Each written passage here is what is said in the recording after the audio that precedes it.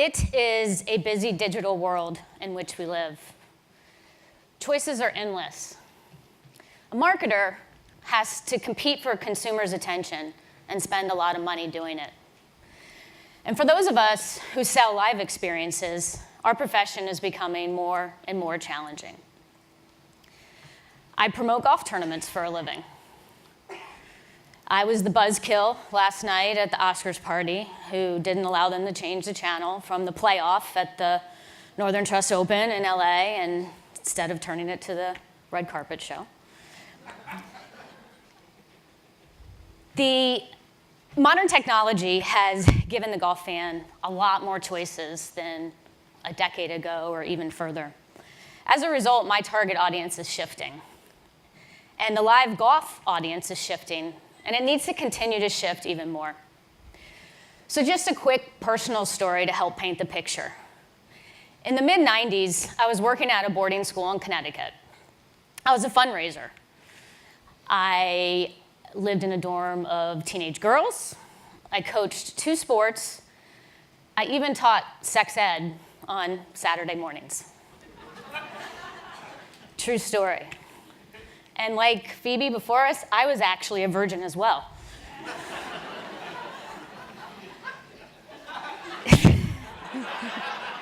That was just ad-libbed, actually. That wasn't in my speech. So to escape the asylum, I started playing golf obsessively. All aspects of the game were infectious. I had more golf shoes than most New York City women have Jimmy Choos.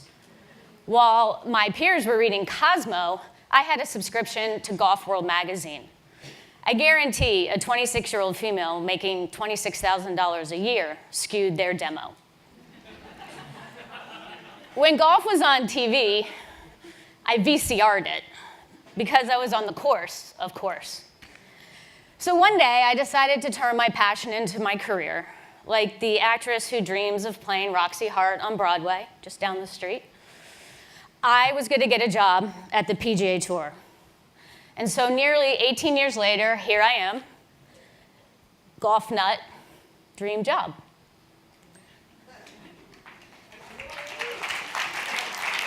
But if I was asked today if I wanted tickets to the Masters or the US Open, perhaps golf's 2 biggest tournaments, I would politely decline. I would rather sit at home on my couch, my comfy couch, and watch on my big-ass HD TV.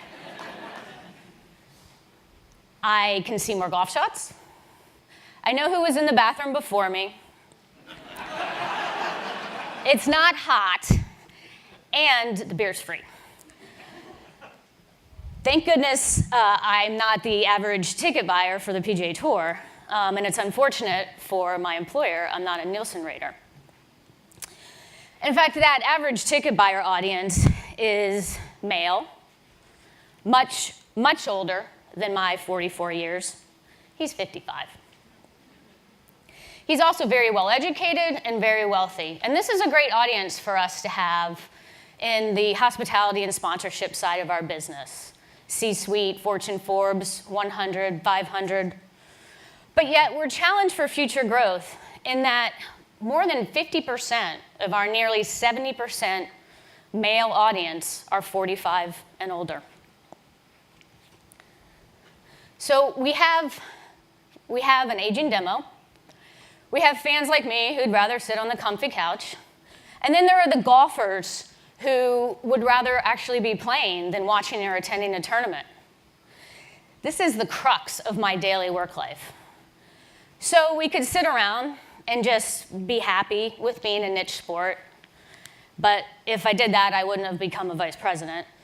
So instead, we stopped the insanity.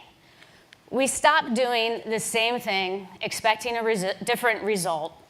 And we look at all aspects of our fans' participation with our product. There are no sacred cows. From ticket prices, and we do have discounts in golf too, whoever's up there. I hate them because I'm a marketer. From ticket prices to parking shuttles, from rope lines to concessions, from bathrooms to mobile device policies. We looked at all aspects of the game.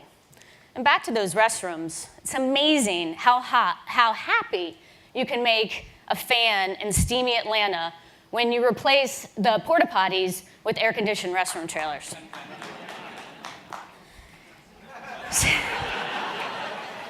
So we have paved a path around the asylum by auditing every aspect of our event. I didn't want to do this, but I'm a marketer, not an actress. So we got creative to ensure we are mainstream. We decided to become more than a golf tournament. Of course, we'll get the low-hanging fruit, that hardcore golf fan. But how do we bring out the moms or that millennial generation? I just said, how do we become more than a golf tournament? We used that this past weekend in LA at our tournament, #MoreThanGolf, and it trended on Twitter this past weekend. Our title sponsor didn't want to use it. They thought it was too kitschy, but it worked. So to create that experience, we needed to transcend the sport. The first thing we did was simply brilliant. We entered the 21st century. We started allowing our fans to bring in their cell phones. Like seriously, 3 years ago. The average golf spectator spends almost 3.5 hours at a tournament and upwards of 7.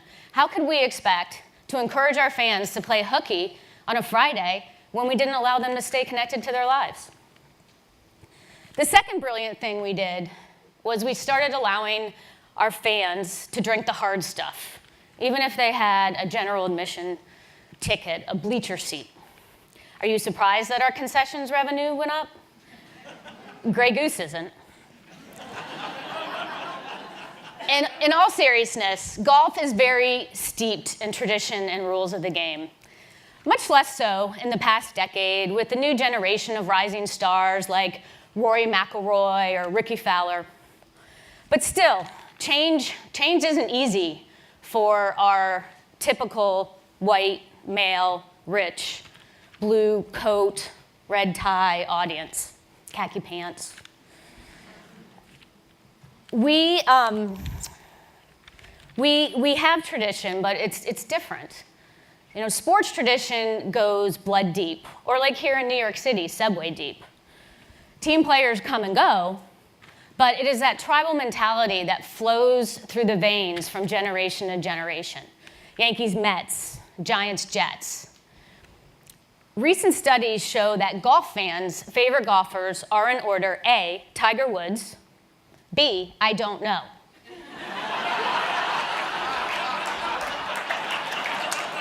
Shit.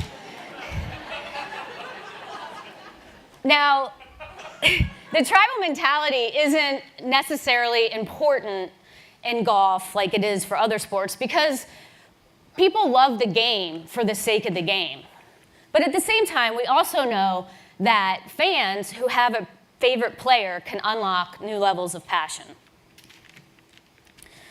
Golf is one of those sports where fans can get closer to the athlete better than most, or maybe even like here in Broadway, you can reach out and touch you. But we also knew that if we could get those fans closer to their heroes, we might be able to even get them to love the sport beyond the game. So we might not allow them to carry Tiger's bag, but we can get them closer to him by moving in the rope lines, by, hi Jen, by expanding the autograph area, or by even being flexible enough to allow for selfies. We created the opportunity by breaking the staunch tradition. So they're connected, a bit buzzed, and provided with viral content. We were on a roll, but we needed to take it to the next level and have others do it for us. Last year at the Players' Championship in Jacksonville, Florida, we had 23 local restaurants and food trucks on site. from tacos to fish and chips, baby's badass burgers to chicken and waffles. Chicken and waffles? It is the South, after all. Beyond these establishments serving their delicious fare, as a marketer, I relish in these types of fan experience opportunities because I just received for free 23 out-of-home billboards. So beyond that exposure and word of mouth, we were able to better the hot dogs and pretzels and increase our revenues because our fans were eating more with the variety. Not to mention, it's pretty fantastic to read about a golf tournament in the food section of the paper. Golf can be a long day if you're a diehard fan, sun up to sundown. We realized that as we started to bring in the more casual fan, we needed to find a way to keep them on the course longer. That was something that was important for us for the at-home audience, because if we could keep people at the course longer, and they were there at the end of play, the person on TV would keep watching because it seemed like it was a pretty big deal. So to do that, we started creating after parties, like one with Tim McGraw, or OAR. We just had OAR this past week at Riviera in LA. They played on Saturday afternoon. I was hanging out with the guy right there in the middle, well, all of them actually. And our attendance increased year over year by 8%. You know, we spent a little money to do that, but we brought out fans of one genre so that they could see what a golf tournament has to offer beyond golf. Not to mention, these guys were tweeting about us all weekend. Even today, there were some tweets this morning from them about how they had a great experience. So one last aha moment to share. In the era where sit-down dinners are a thing of the past, where kids don't know about Ghost in the Graveyard, and where trips in the country squire station wagon singing John Denver are a thing of the past, we realized we needed to do something to embrace the family unit. Last year, our biggest tournament went from March to May. Wouldn't be a bad thing if you were the producers of Beautiful, but kind of hard to convince your mom or your wife to go out to a golf tournament. Or not. We embraced it. Sunrise worship, brunch in the clubhouse, pink out. We created a family tradition. And it doesn't hurt that kids get in free to most of our tournaments with the ticketed adult. Welcome to Players. Happy Mother's Day. Our whole family can go out and have a good time together, and we go every year. It's the only place that I can think of I would like to spend Mother's Day. The Players Kids on Rocks. We're just tickled pink to be out here. Celebrate Mom and pink out the players to help a great cause. Get your tickets today at PGAtour.com. Who knew that mommy bloggers would write about a golf tournament? The PGA Tour tends to take a fast follower strategy in many areas of innovation. We look around to see what is working really well, and we take from the best that is out there. But in this case, common sense and thinking about taking advantage of what makes us unique and putting ourselves in the shoes of our fans has brought us a long way. We're learning that by providing a little bit for everyone, we're getting a few folks like me off the couch, and hopefully those couch potatoes are a little younger.